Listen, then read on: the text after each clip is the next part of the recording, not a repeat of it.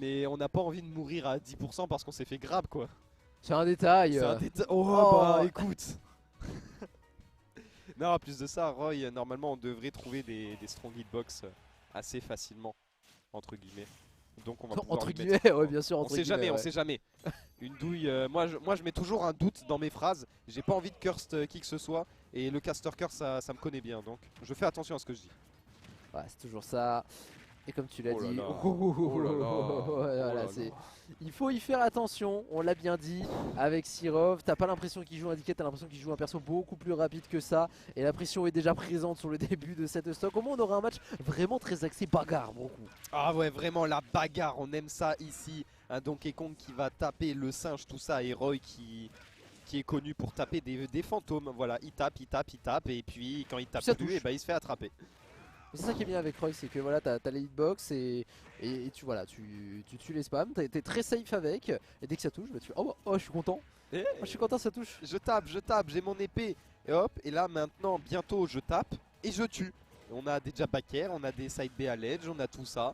Sirov, lui, n'est pas très loin de trouver un kill. Par contre, Jabbaker, ah ouais. Tellement Heavy soft ou pas sur, Heavy, tu voilà. meurs vite. Hein. Tu meurs très vite, et puis sur un perso comme DK, ça touche vraiment très bien, Ouais. malgré que les nombreux coups de tête ne laisseront aucune chance au Roy de pouvoir redescendre sur cette plateforme. Un véritable mur, c'est montré de la part de Sirov sur cette première stock à 19%. Est-ce qu'on va continuer à mettre autant de pression que l'on peut pour les deux joueurs? Oui, j'ai l'impression qu'on veut rentrer dans toutes les ouvertures possibles, même s'il n'y en a pas. On tape dans le shield, on veut aller au plus près de son adversaire. Attention mine de rien, parce que même si Sirov joue à la perfection son DK, en tout cas qui connaît très bien le personnage, on doit trade contre une épée et un personnage qui va excessivement vite. On est en train de le voir dans les trades, dans beaucoup de trades, c'est un peu plus Roy qui a l'avantage.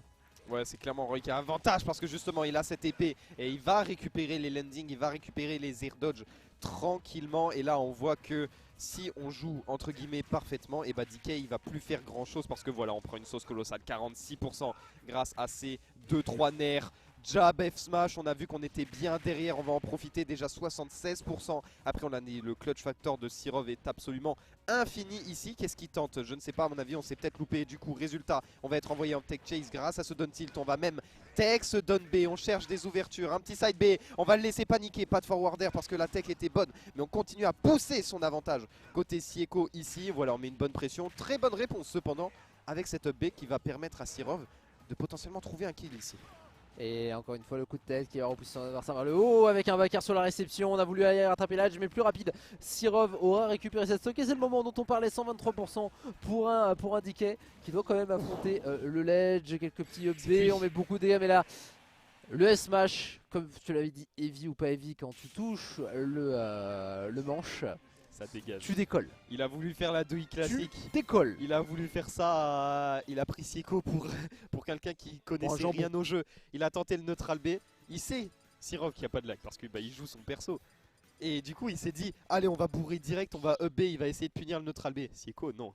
Il le savait. Patience. Il a reculé direct. Il sait le bourbier que c'est de se prendre ce neutral B dans le shield.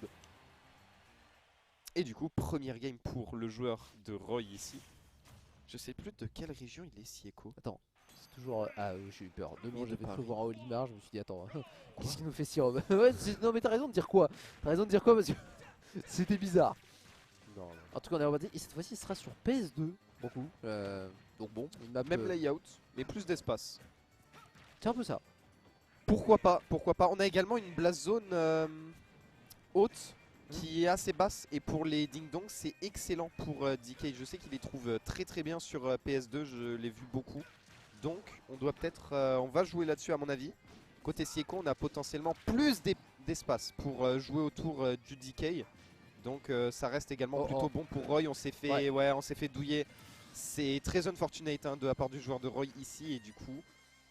Et bah va falloir attaquer cette game avec du retard et avec un Donkey Kong qui va trouver déjà 2 back air, un down B. Ici ça n'a pas connecté mais c'est pas grave.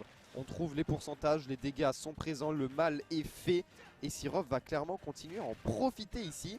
Parce qu'il va essayer à mon avis de jouer défensif, de jouer tranquillement. Et on va gratter petit à petit.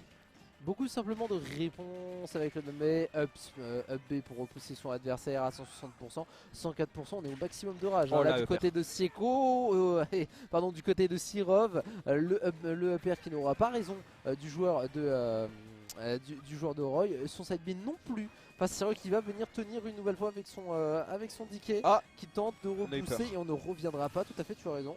On a été un petit peu effrayé en même temps avec autant de pourcentage, c'est de ça dont on parlait tout à l'heure. Tu n'as pas envie de prendre un coup de ce DK et finalement tu t'en viens à te SD 31% avec un énorme neutral B, B également en réponse 50% alors qu'on a toujours deux stocks d'avance pour le joueur de DK qui ne s'arrête pas et qui veut continuer sa petite fiesta, mais on s'arrêtera ici. On a un peu glissé.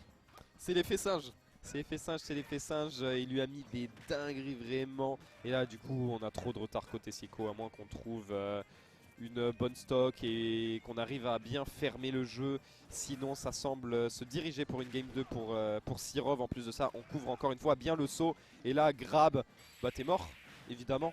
Bah oui, t'es à l'edge. Bah, ce qui est intéressant aussi, c'est que la map est tellement grande qu'au niveau des blast zones, bah, t'es pas mal avec DK pour aller trouver ton adversaire en cargo et le balancer dans la blast zone pour pouvoir revenir derrière. Sirov le connaît très bien cette map, c'est sur laquelle, je vais y arriver, il y a un mot qui manquait, sur laquelle il a le plus joué, sur laquelle on l'a beaucoup vu quand il était en online. Donc bon, on connaît ses forces, ses faiblesses et on revient à 1-1 entre ces deux joueurs. Toujours Roy, je pense, du côté de Sieko. Ça ne bougera pas. Par contre, à savoir sur quel stage on ira, on se réoriente une nouvelle fois sur SBF. Sur SBF avec la belle musique de Persona, la Aria of the Soul. Dommage, nous, on n'a pas le retour, mais profitez de cette belle musique et profitez également de ce match qui est très intéressant, qui est très agressif. Donc Roy, Donkey Kong, fallait s'y attendre, j'ai envie de dire. Ah ouais, downer up smash, on commence à tenter des bons trucs là. On sent le DK petit à petit. Et puis finalement c'est comme ça qu'il faut jouer ce genre de personnage, parce que DK c'est considéré comme low mid, c'est parce que justement il a des trucs forts, mais bah, c'est un peu la même chose. Donc il faut réussir à surprendre son adversaire, et là pour l'instant on y arrive plutôt bien. On va le forcer à faire des ricots hautes, on va essayer de catcher les air dodge. Oh là par contre attention au positionnement, c'est très important du côté des deux. On va essayer de mettre une bonne pression, on essaye de bien garder le centre, bonne utilisation du jab côté Sieko.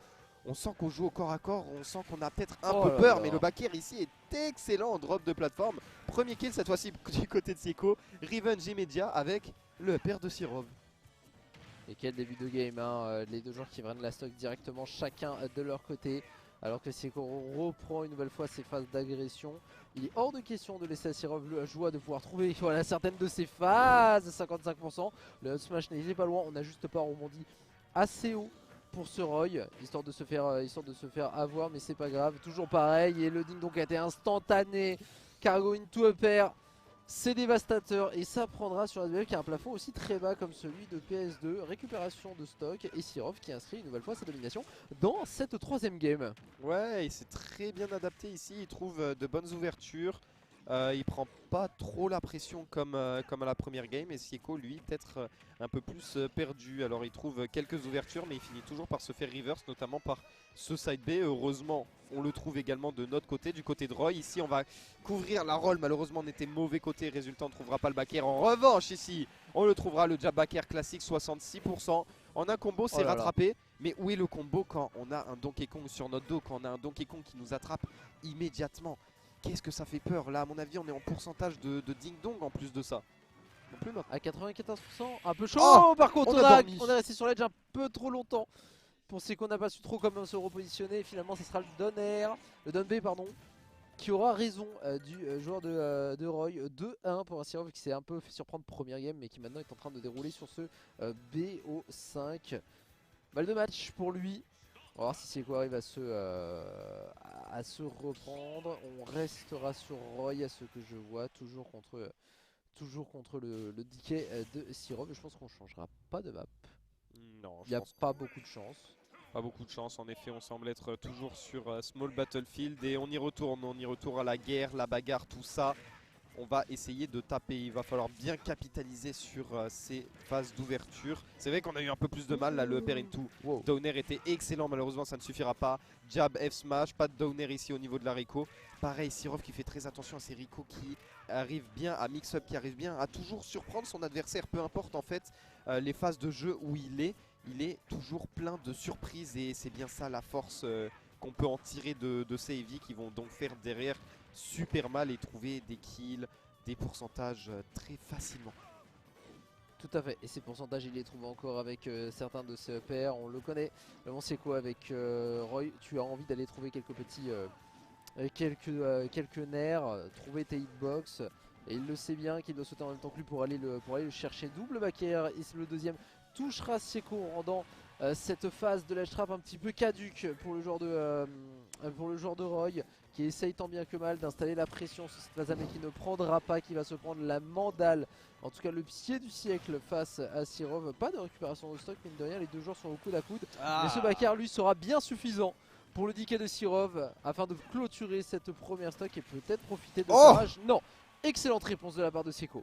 Magnifique back air, voilà, pour couvrir et pour absolument couper en deux ce coup de poing qui avait été tenté côté Sirov. En revanche, on trouve une belle ouverture ici, suivi avec le downer neutral air ici. On va bien attendre. Est-ce qu'on va réagir à temps? Non, on ne s'attendait à une rollout ou peut-être une get up normale. Résultat, on a bien surpris côté Sieco. On trouve up air, downer. Encore une fois, ça tuera pas une deuxième fois, sauf que la DI était bonne du côté de Sirov. On est resté au-dessus du terrain, mais les phases de Sieco qui font tellement mal ici en deux petites ouvertures, en deux petites rides. Il a trouvé l'ouverture, mais également du côté de Sirov. On trouve les kills tellement facilement avec. J'ai vu un joueur qui a une épée, qui a fait une phase d'environ voilà 10-15 secondes, pas mal.